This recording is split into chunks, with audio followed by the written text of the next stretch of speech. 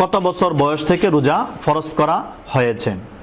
এই ক্ষেত্রে হাদিসের মধ্যে এসেছে যে আল্লাহ রসুল সাল্লাল্লাহু আলাইহি ওয়াসাল্লাম বলেছেন, আল্লিমু সবিয়া সলাতা ইবনা সাবআ সিনিন ওয়াজরিবুহু আলাইহা ইবনা আশারা। অর্থাৎ তোমরা তোমাদের সন্তানদেরকে নামাজের শিক্ষা দাও, নামাজের নির্দেশ করো যখন তারা 7 বছর বয়সে থাকে, এবং এই কারণে তাদেরকে প্রহারও করো, তথা নামাজের কারণে তাদেরকে মৃদু প্রহার করো যখন তারা 10 বছর বয়সে পৌঁছে। তিরমিজি শরীফের এটা 407 নং হাদিস। এই হাদিসের মধ্যে প্রমাণিত হয় যে শরীয়তের অন্যতম এবং প্রধান বিধান হচ্ছে নামাজ। এটা শিক্ষা দেওয়া এবং এটা অভ্যাস গড়ানোর ক্ষেত্রে নির্দেশ করা হয়েছে 7 বছর বয়স থেকে।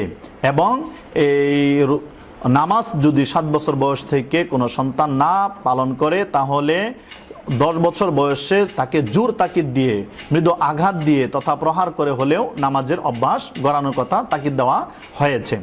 এই হাদিসের উপর নির্ভর করে ফুকাহায়ে কেরামগণ বলেছেন যে রমজানের রোজার ক্ষেত্রেও যখনই কোনো সন্তানের 10 বছর হয়ে যায়, তখন থেকে অবশ্যই তাকে জোর তাকিদ দিয়ে হলেও যে কোনো ক্রমে হলেও রোজার অভ্যাস করতে হবে এবং রোজা রাখাতে হবে।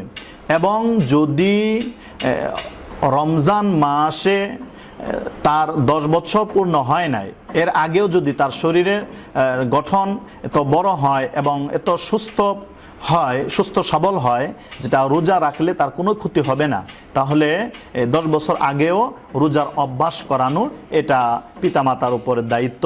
কারণ ছোট থেকে একটা সন্তানকে যে শিক্ষা দেওয়া হয়, যে অভ্যাস গড়িয়ে তোলা হয়, পরবর্তী জীবনে সেটার প্রতি ফলিত হয়। এই সমস্ত বিষয়গুলো ফতোয়ায়ে আলমগীরের মধ্যেও এসেছে যে সন্তানদেরকে ছোট থেকে এই সমস্ত আমলকে তাদের জীবনে তারা যেন আনতে পারে, এজন্য অভ্যস্ত করার জন্য ছোট থেকেই গড়িয়ে তোলায় ভাবে।